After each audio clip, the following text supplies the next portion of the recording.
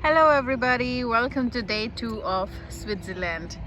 I am sitting by the beautiful lake called Lake Thun, and you can see it's surrounded by beautiful mountains.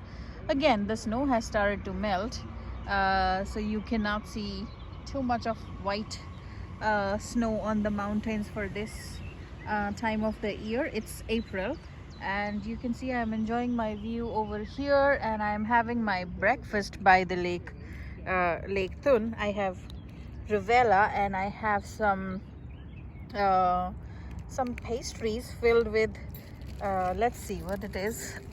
It is okay, so I have some pears and I have some Swiss bread with me to go for the breakfast. And what can I tell you, this place is amazing. I have always seen it in pictures and couldn't really identify where exactly I can sit and enjoy the view and have some food by the lake. So I'm on my way back to Luxembourg, and this place comes on the route, and I just stopped my car right on the road over there, if you can see. And then I just took a little bit of a walk and came to this bridge where I can see some people fishing, and I also just sat and started to enjoy my breakfast. I hope you like this video. If you do, please subscribe, like and share. Have a nice rest of the day ahead.